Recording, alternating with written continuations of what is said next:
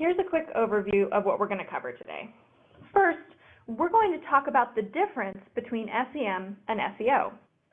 Then we'll dive into some actionable advice to make the most of your SEM efforts, including choosing a platform, ways to target your ads, preparing for the results of your campaign, and why it's important to keep an eye on what's working and what's not. Then, don't go anywhere because we are saving some time at the end to answer your questions. And just as a reminder, you can submit questions at any time during the presentation by going over to the Ask a Question tab.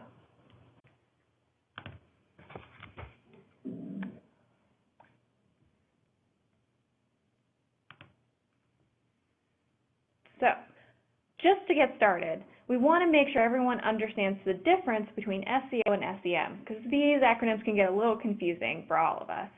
And Deirdre's going to walk us through sort of the basic difference between those two things. Thank you, Ivy. Yeah, SEO, while it's very effective, that search engine optimization, that's something where you work with your website, you look at your tags, you look at your content, and the aim is to make optimizations that help it rank higher on search engines. However, again, this does take quite some time. SEM, search engine marketing, is a paid advertising platform in which you can turn it on or off at any time, so it's immediate, and you're going to be at the top of the search engine page. You know, Google AdWords is one of the big things you'll see. So while it is effective, it's definitely not long-lasting. Great. So now that we understand the difference between those two, we're going to take a deeper dive on SEM specifically. And the first thing we want to cover is basically the first step in any digital marketing effort is what platform are you going to use? And Deirdre, you're going to walk us through a couple of the big options. Right, so Google AdWords is the biggest player out there. Most people have heard of that. It's definitely one of the largest, or is the largest. However, there are other search engines out there. Not everybody uses Google. There's Yahoo, Bing. Each of those have their own ad campaigns. We also have Facebook. While that is a social media platform, it's actually becoming more important in the digital advertising platform. So the most important thing for you as a business is to focus on where your clients are coming from. Do they use Google, or maybe they're more tech savvy, maybe they're more active on social media? So Facebook might be your option. Yeah. So the most important part is, don't get overwhelmed. Think about where your customers already are online, and then just go there. So, next step. One of the great things about digital media is that you can really target and hone in on your audience. And Deirdre's going to cover some of the best ways to make sure you're being efficient with your ads. So one of the biggest aspects of managing your campaign is choosing your keywords. So you want to choose keywords aren't just specific to your industry, but you also want to focus on the keywords that help you differentiate yourself from your competition. So maybe you specialize in residential, so you want to start thinking of keywords along those lines. One of the most difficult aspects of keywords, however, is your negative keywords. So say you're selling products, you might want to put in negative keywords to cut out people searching for a blog or tips, things like that. You also want to make sure that you're targeting your market effectively. So you need to choose the location in which your ads are showing and the appropriate radius from your location. So if you're just downtown, maybe you only want to do a 10-mile radius. And you also want to make sure you are targeting the right times that your ads are being displayed. So if you're only open from 9 to 5, maybe that's when you only want to show your ads, because you want to make sure somebody's able to answer the phone when they call. And then, last but not least, mobile bid adjustment. Mobile phones are becoming ever so more important when people are looking for business, when services, products that they are looking for.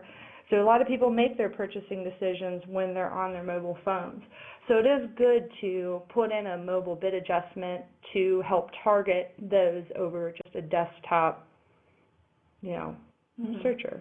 Right, because a lot of people today, I know I certainly do it, I'm out and about, something comes up and I need it right then, I whip out my phone, and it's like you said, Deirdre, I'm looking to make a purchase at that moment when I'm out and about. So always remember, mobile's really important. So number 3, so you've picked your platform, you've defined your target market and your times and your keywords and all that, and you've got everything set up to go. Well, then you need to be prepared for the results of your SEM campaign. And Deirdre has some tips to share in terms of that part of it.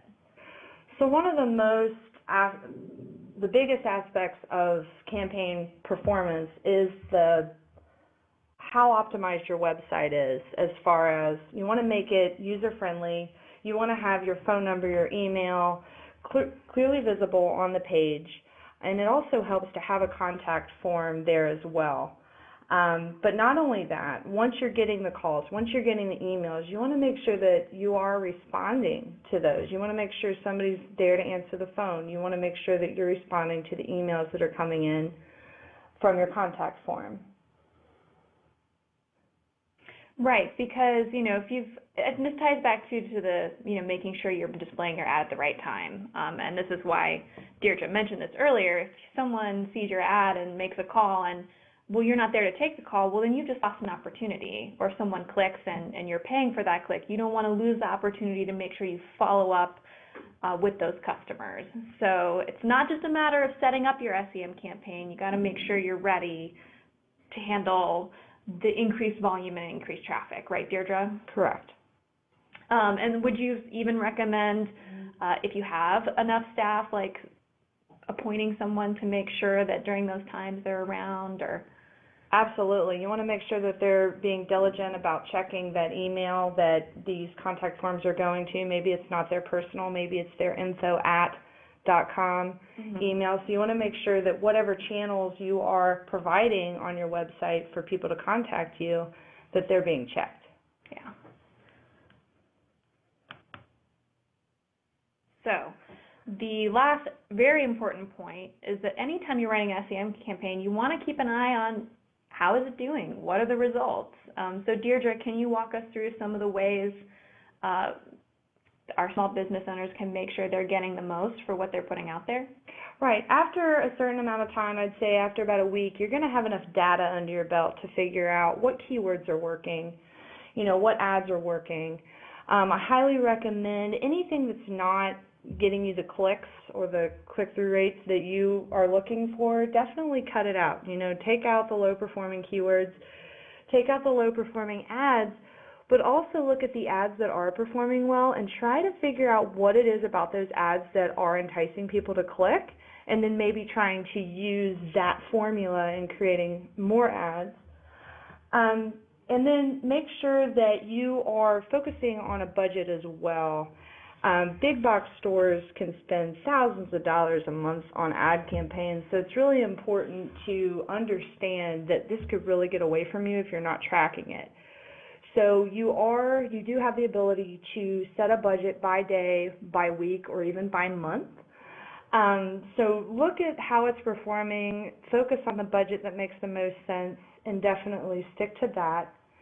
And another thing is, don't be tempted to look at your own ad. The reason for that is you're actually increasing the number of impressions of your ad, but if you're not clicking on it, it's actually going to drive up the cost per click. So definitely don't do that. But having said all this, there's so much that goes into monitoring these. So make sure that, read up, go to google.com. They have lots of support documents out there. Figure out, try to figure out how to manage it yourself, and, feel free to find somebody to manage it for you. There's a lot of companies out there that do that. I know we do that. But, it does pay to have somebody that is well-versed in this in order to help you manage your campaign as well. Mm-hmm. Because it does take a certain time investment, especially when you get to this stage of looking at the results of your campaign and trying to figure out what's working and what's not, and that kind of thing. So we always encourage our small business owners to DIY, but, this stuff can get very technical. So, if you do think that you need help or can afford to get help, please don't be afraid to reach out and find someone to help you manage this stuff. So we've covered our 4 main points, picking your platform, targeting your ads, making sure you're prepared for the results of your ads, and then monitoring the performance. But I'm sure you guys have a lot of questions, so we're going to shift over to the Q&A now. And I just want to remind everyone that if you have a question, please use the Ask a Question tab to submit your question, and we're going to start answering those now. So, Deirdre, some people are wondering about the negative keywords. I'm wondering if we can go a little bit more into what those are, and maybe we can give the audience a few examples. Yes, absolutely. And negative keywords are what you don't want to show up. So when they're searching for tires, right, for your car, you don't want tire blog. Your blog would be your negative keyword. Or tire manufacturers, right? There's certain things you don't want to show up in, you know, certain keywords to perform or to show your ad, right? So blog would be one, maybe magazine, things like that. So those are really good examples of negative keywords. Right, because it's a way of making sure you're showing your ad to the people who are relevant to whatever product or service you're offering. So you don't want someone to come across your ad who, is looking for a magazine or just some information. You want someone to see your ad who's actually looking to buy your product. So those negative keywords can help to sort of sort out those non-relevant searchers. Mm-hmm. So another question we have coming in is about the mobile bid adjustment. I think that's a new term for some of our audience members too. Could you maybe explain that a little bit more? That is actually something that's becoming increasingly important because, again, a lot of people are making their purchasing decisions on the go. Mobile bid adjustment helps target mobile phone users. So it actually can tell if you're on a desktop, a laptop, a tablet, and even a cellular phone, so an iPhone or a smartphone. And what that is you do it by a percentage. We usually recommend, depending on how your performing is going, you know, focus on starting it by a plus 25%. So what that's doing is it's targeting 25%, that would be 75%, towards the mobile users. Mm-hmm. Great. Thanks, Deirdre, for explaining that a little more in depth. So we have another question. Someone's wondering if you can suggest any tools for selecting keywords wisely. Absolutely. If you use Google AdWords yourself, you are going to have access to a Google keyword planner. However, there is Google Trends out there. We actually are linked to Google Trends in the attachment section, so if you just want to hop over to that tab, you can see what Deirdre's talking about. And Google Trends will show you, you can even do it nationally, or you can set it by state, and once you get into state, then you can start looking at metropolitan regions and that sort of thing. So it's definitely very effective in coming up with appropriate keywords for your campaign. Yeah, thanks. So we have someone else who's wondering, is AdWords or Google AdWords or SEM better than SEO? SEM, again, it really depends. So SEM, again, if you want an immediate, I'm going to turn this on, I'm going to pay a certain amount of money, I want to get this ad, it's going to be at the top of Google. I'm always going to refer to Google because that's still the biggest. But, you know, you're guaranteed that your ad's going to show up at the top of the search engine results. And you can pay for it as long as you want. You can set your budget for whatever you need it to be. It's immediate, it's there, it's taken care of. But SEO, on the other hand, you always want to do that at the same time. No matter if you're using SEM or not, I highly recommend SEO as an ongoing process because it is an ongoing process. It takes months to really get to the top organically, but you want to start focusing on, you know, not just your website, but you look at your online reputation, you look at your social media, everything ties together in helping you with your SEO. So definitely focus there too. Mm-hmm. Great, thanks for explaining how, you know, those are kind of different. So it depends on your business. We have another question from an audience member who says, I work for a roofing company and it seems like our most important words are $50 to $75 per click. Is there a way to boost our listing on Google without the high-priced keywords? Definitely. I would focus on, with those keywords, I would definitely also focus on the ads that are tied to those keywords, because that's going to help drive that price down, especially if they're more effective. That is a really high priced. However, there are other keywords you can use that might be as effective, again, when paired with the right ads, that are going to cost you less money.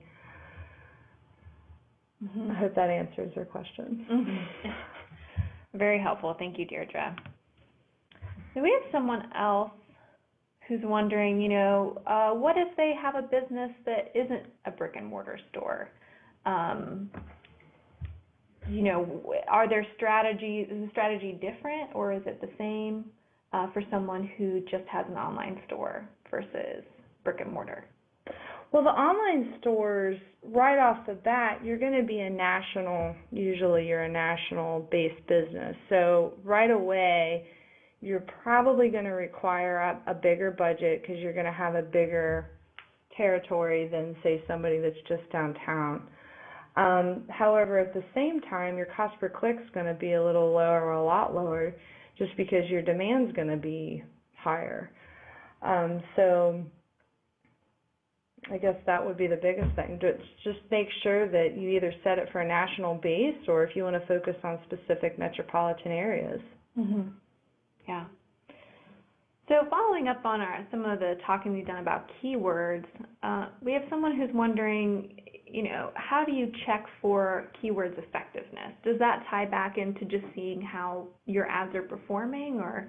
Exactly. So whenever you look at your performance data, you can tell what keywords had the most impressions. Now, impressions is when somebody actually will see your ad, based on typing in those keywords into the search. And it will also tell you which ones are giving you the most clicks.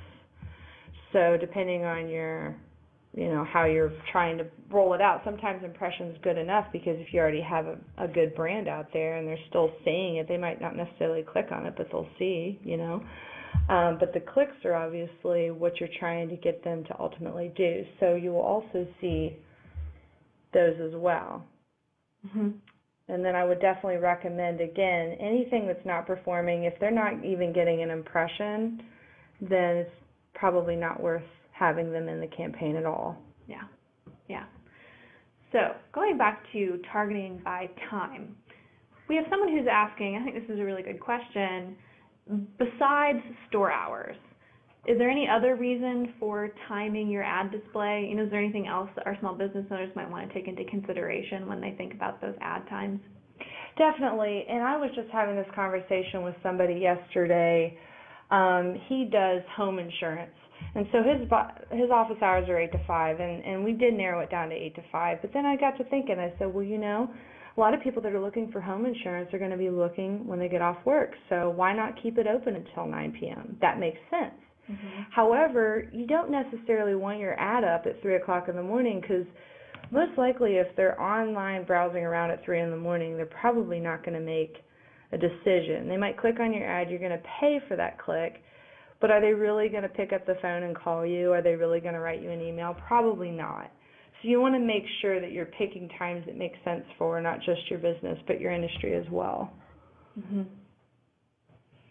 Great. So one more question. How user-friendly is Facebook advertising? Do you think that it's more user-friendly than Google, or less, or just sort of wondering? We've been talking a lot about AdWords, since a lot of people use Google, but maybe you could talk a little bit about Facebook too. Okay, I'm not as familiar with Facebook ads because I haven't done it, but I have seen the advertising for it. It does look very user-friendly. They do give you the option to even boost posts and events and things like that as well. I do believe that they focus on making it more user-friendly than, say, Google Ads. But I would say it's becoming definitely just as effective as Google AdWords, because, again, there's so many users on Facebook. Yeah. So